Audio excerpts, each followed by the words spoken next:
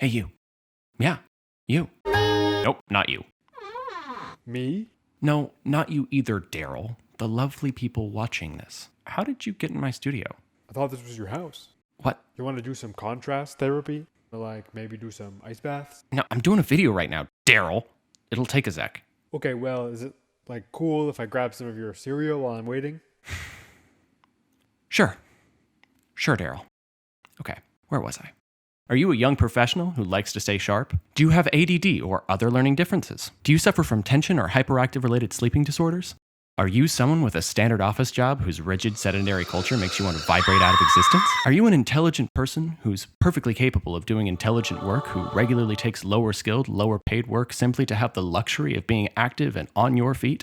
Are you currently in the midst of a pandemic and now found that your new daily physical exertions have more in common with a panda in captivity than a real human person? Are you anyone whose job involves working on a computer for whom sitting 8 hours a day every workday, A, leaves you feeling at the end of the day like a depressurized blobfish, B, seems maybe just a little extremely bad for you in a clinically measurable way, or C, feels like a totally uncomfortable, unhealthy, and all-around unreasonable expectation that our modern culture seems to for some reason hold up as normal despite obvious and ever more alarming signs that it's slowly killing us and leaves you wondering if you're in some kind of doublethink corporate dystopia?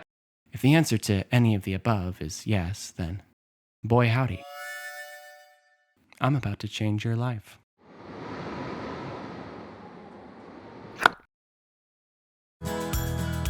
Now, if you're watching this, odds are you're a member of a distinct group of life forms known as Homo sapien sapiens, a subspecies so self-important, we made it so you gotta say it twice. And rightly so. You are human. Your form is a masterpiece of evolutionary engineering, equipped with a proportionately massive brain, capable of complex information acquisition, adaptation, coordination, and hair-raisingly precise execution. Your body is a quick, versatile, high-endurance, self-repairing, multi-purpose all-terrain tank built to be constantly on the move. A specimen so evolutionarily OP, it rose above its own biological imperative. With this form, your ancestors ventured forth into the unknown. Together, they covered vast distances, sought out new lands, adapted to foreign environments, forged new tools, established and maintained complex systems, always moving, always striving, seeking out, understanding, exploiting, shaping. These biologically perfected traits allowed them not only to survive, but utterly dominate every land-based ecosystem on the planet. These traits still reside within you. Now, more connected than ever, the shared collection of all human knowledge at our fingertips, our magnificent brains can run at full capacity, processing an endless stream of information, developing new forms of critical thought, solving a multitude of complex problems, expanding our understanding and capability to levels previously only relegated to gods. And our magnificent bodies are, what about, getting around? What about, work? Right. That's the whole thing, isn't it? For a multitude of reasons that I won't pretend to understand, in our current modern culture, we seem to have assimilated en masse this idea that where our minds move, our bodies need not. And so far as I can tell, the prevailing theories and practices surrounding workspace design all seem to be executed pretty much across the board with this notion in mind.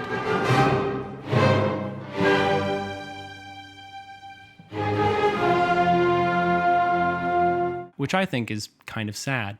Double so, given there's a lot of prevailing research that seems to indicate that this kind of sedentary, movement-minimizing design is actually the least conducive to workers' mental health and, as it turns out, cognitive productivity. Not to mention the fact that sitting at work all day long is also just downright terrible for your physical health and life expectancy. So yes, our human bodies, one of the highest examples of evolutionary refinement, we've relegated to, essentially, lie in waste. High rates of obesity, cardiovascular problems, heart disease, and a large plethora of other serious long-term health side effects ensue. It becomes soberingly clear that our culture's sitting addiction might be knocking years off of our lives. However, when looking around, it seems like we've kind of already resigned ourselves to this death by 1,000 plops. If you got past my thrillingly grandiose intro, well, what if I told you there was a way to have it both ways? Do your work and move too. The middle path, allowing you to spend hours at a desk while also keeping your body free from many of the negative effects of constant immobility. Freeing your poor rumpus from the never-ending smothering that many modern-day white-collar bums seem doomed to endure. What if I told you there was an item, the adoption and use of which has the potential to change your quality of life overnight, make you happier, healthier, and possibly even reduce stress? And what if I told you it could do all this without you having to make any changes to your current schedule? Zero additional time cost to your daily routine. And I'm not being hypothetical here either. I'm not about to go into a talk about the benefits of a trendy diet or meditation. Though on a side note, meditation is great and I would never discourage its practice. Something you can own in your own home, no larger than a small couch. Would you be even the slightest bit curious? Would you think I was full of pompous grass? Well, you're still here, so... Now be warned, fellow citizen. What I'm about to show you is not for the weak of mind. Consider this your public service announcement. This content may be disturbing to some uninspired viewers.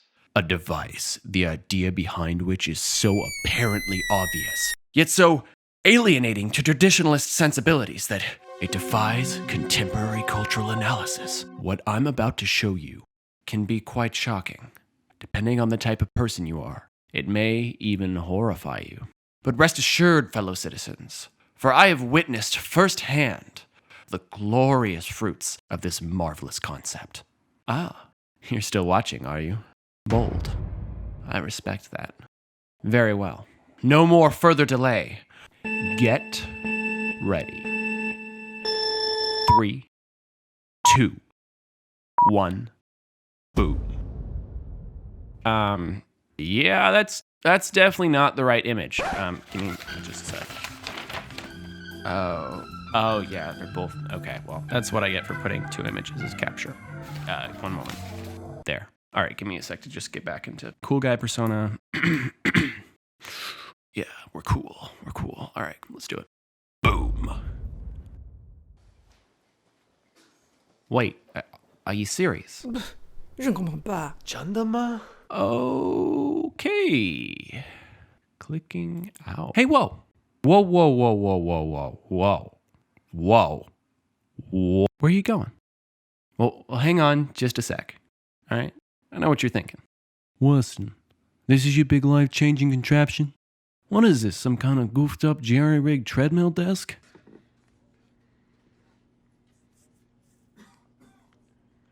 Yes. Now, I imagine your brain is currently busy stockpiling a myriad of reasons why this system wouldn't work for you in your particular circumstances. Many of them reasonable objections, so let's talk about it. Why don't you step into my office? Gather around, compatriots. Please, take a pace. Make yourself comfortable. Allow me the privilege of formally introducing you to this fantastic feat of modern engineering. So the concept of combining a desk with some form of low-calorie burning exercise equipment is not new. But so far as I can find, it was first patented in the early 90s.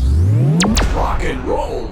Coincidentally, around the same time personal computers were coming into vogue. The first models were desks designed to be placed over and around a standard exercise treadmill. And to most people, this is generally what they assume when they first hear about walking desks. A desk combined with an aerobic exercise machine one might find in the gym. Modern treadmill desks have come a long way since then and are currently sold in a variety of shapes and sizes to accommodate different needs or preferences. Most come with some form of height-adjustable desk to fit the height of any user. But Weston, I hear you saying, spending all day on an exercise machine? That sounds exhausting. There's no way I could focus. Whatever. I'd be so busy just trying to keep my hands on the desk and my eyes focused on the screen while I was moving. And here we come to the biggest misconception surrounding these glorious machines. I can't tell you how many opinion pieces I found outright lambasting these bad boys as some kind of overboard fad for the exercise crazed, which is as embarrassing as it is misinforming, given how strikingly obvious it is that these authors have made no effort whatsoever to do any kind of research on their subject outside of their own improper use of one of these devices. Ah, look at that.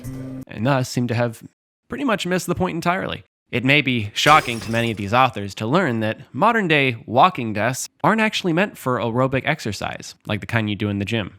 Hence the name, walking desk. Pretty much all current models are specifically designed to operate at low speeds to allow a person to amble along at an easy pace of usually between 0.4 to 2 miles an hour. So, for reference, this, not this. This, not this. This, not this.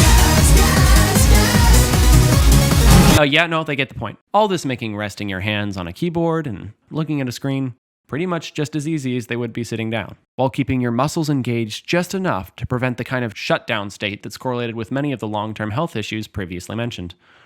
Not to mention that at this near unnoticeable pace, your body can also still burn up to around 130 calories per hour. While there's absolutely no question, and no one's doubting, What? No! that walking desks take more energy than simply sitting, they're far from exhausting.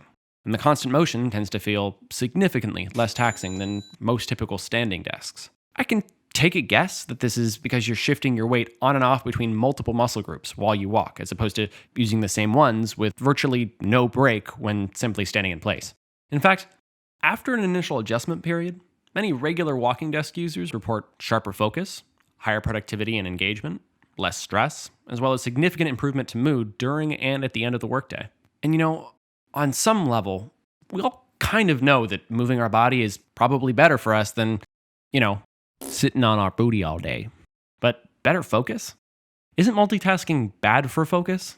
Wouldn't the added mental task of walking at the same time you're doing work cost more mental energy than being active would give? I am so glad you asked, friend.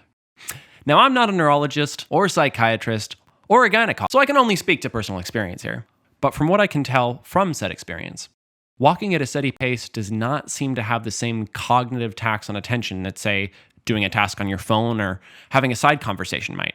It definitely does take a small initial adjustment period in the beginning, as using any kind of device for which you're not accustomed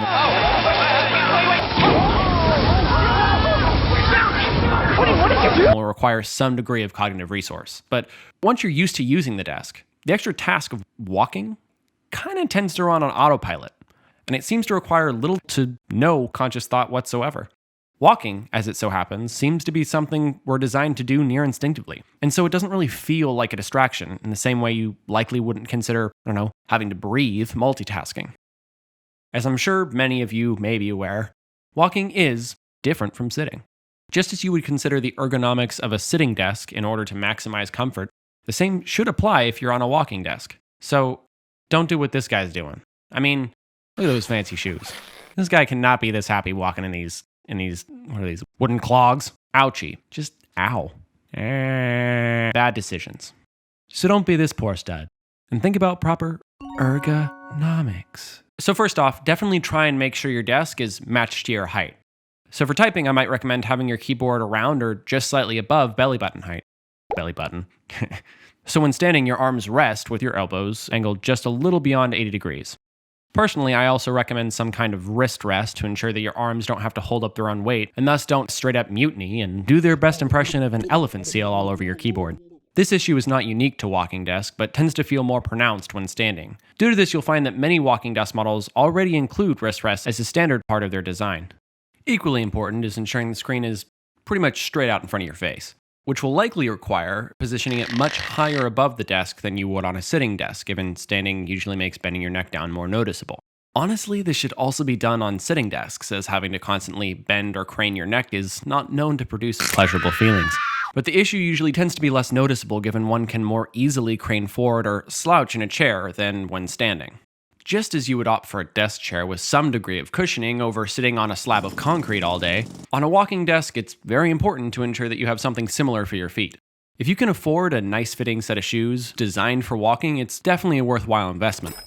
If not, though, really anything that adds an extra layer of padding is definitely helpful. I actually use a pair of cheap foam sandals I got at a corner store. They've been working fine.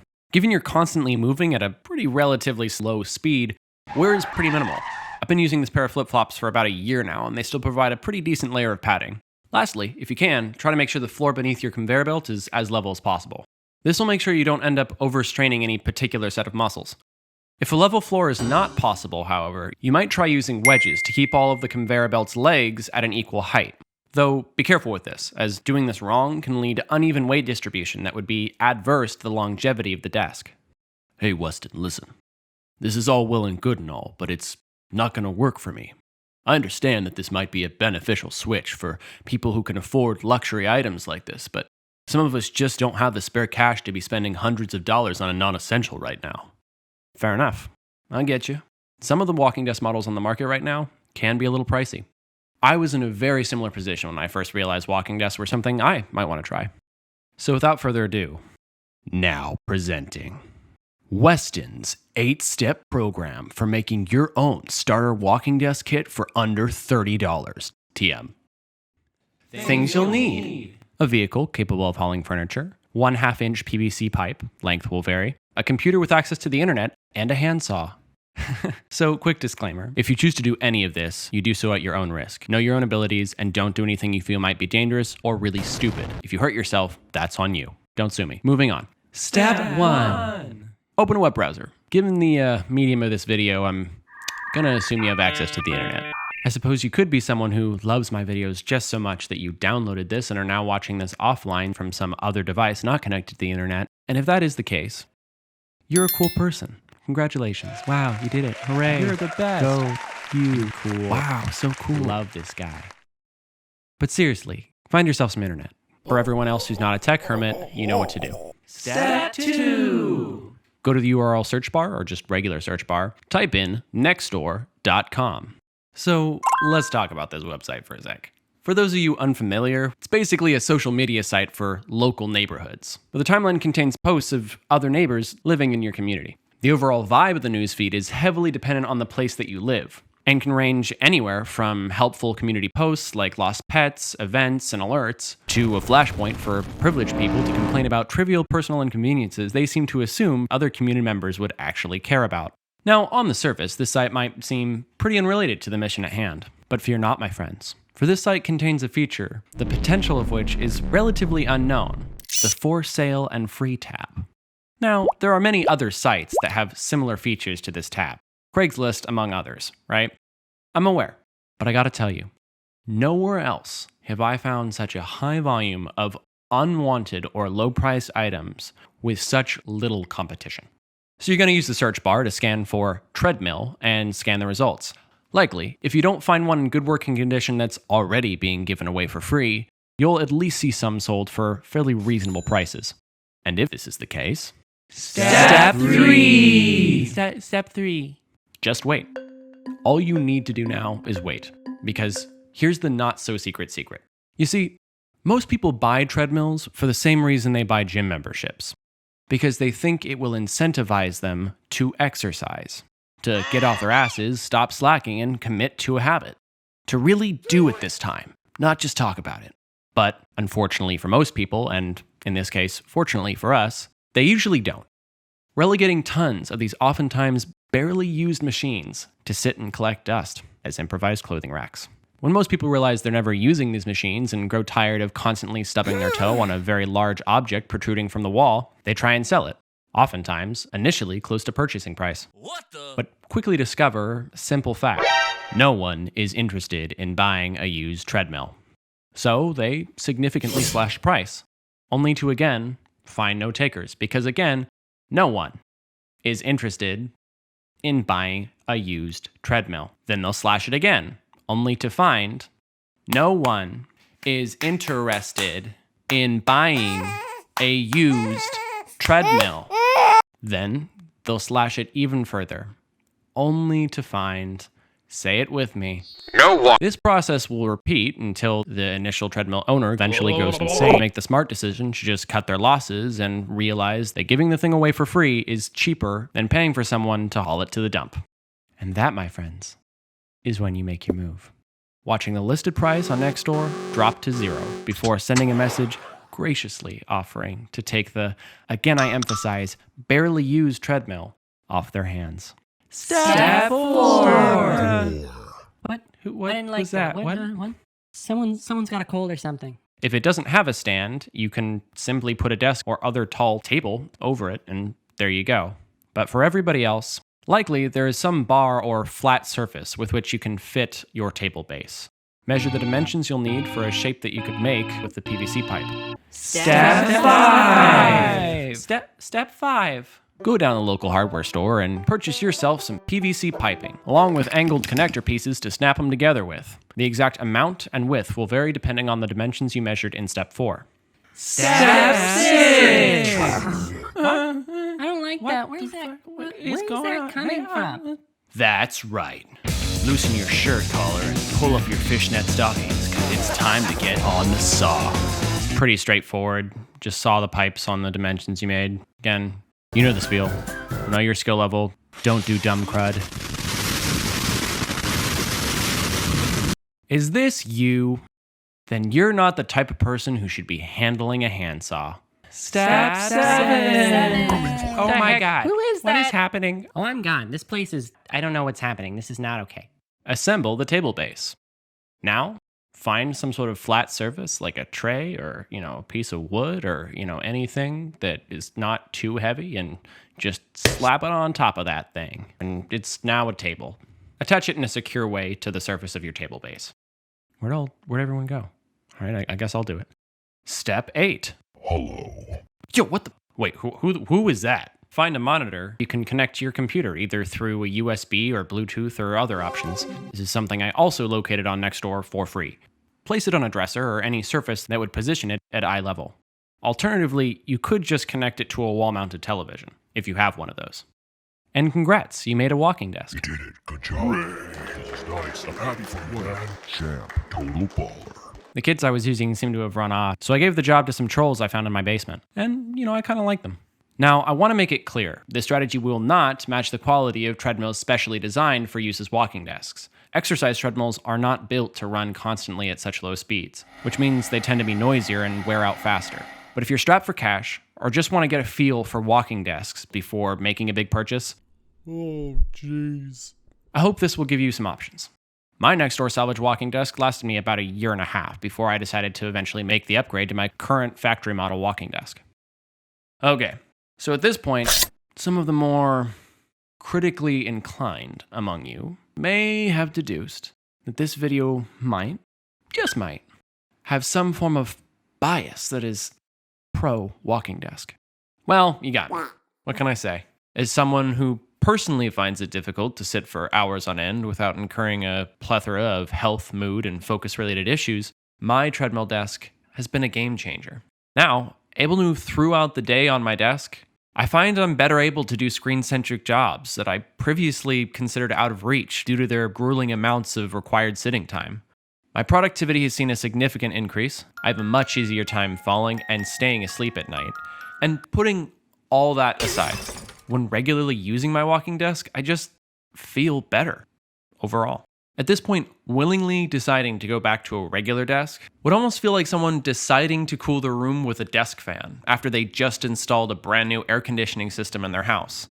In Phoenix. Honestly, the shift my walking desk has made to my work life has been so monumental that I now view it as a damn near necessity, and one that, had things played out a slight bit differently, I might have never even considered.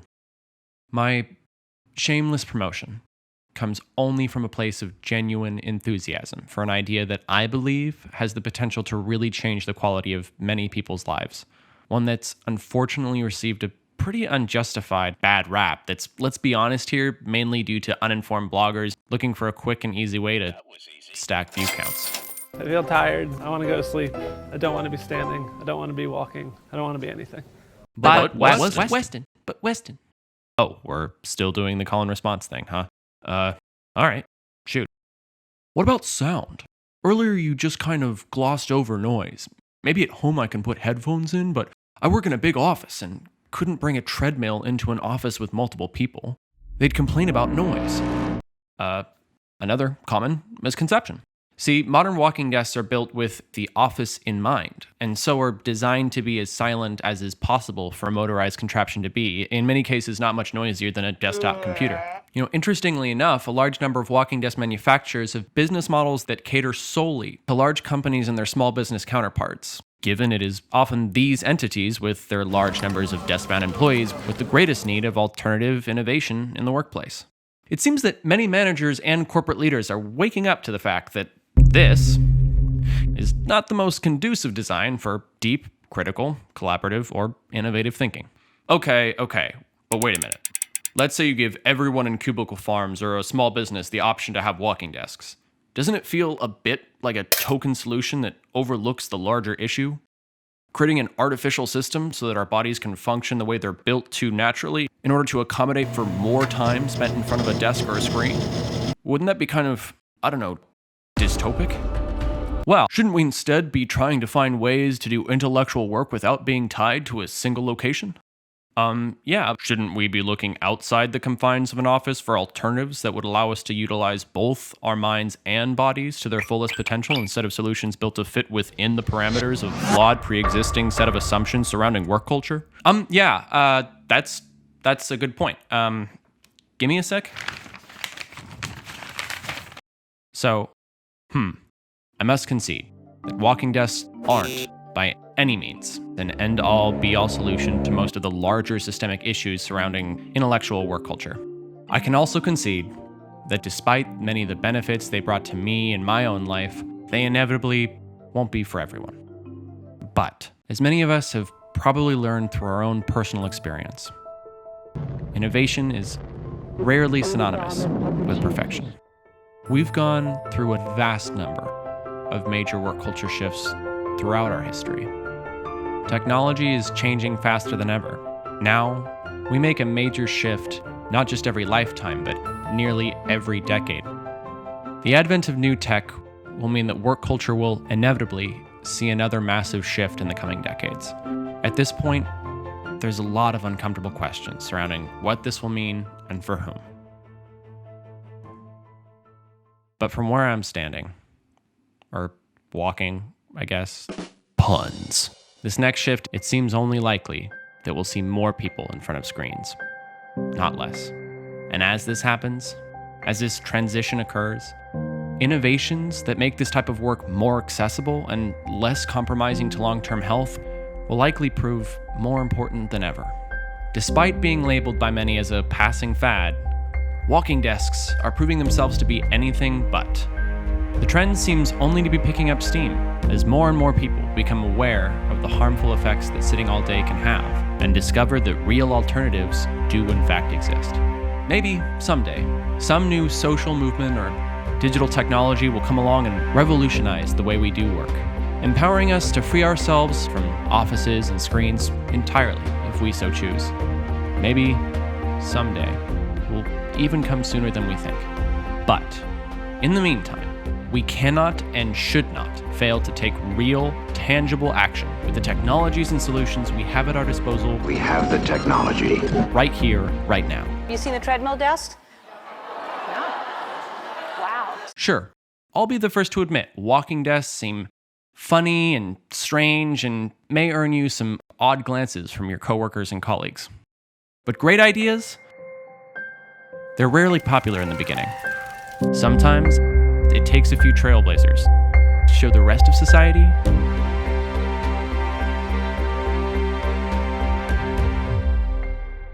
what they're missing. And you might just happen to be one of them.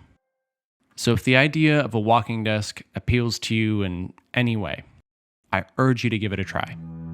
So, join me, my friend, and the growing chorus of voices that call out to the heavens. No more shall our poor rumpuses be smothered for the sake of a rigid and unhealthy status quo.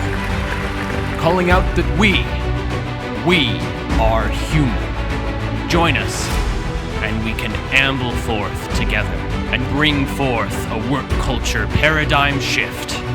One tiny, motorized step at a time.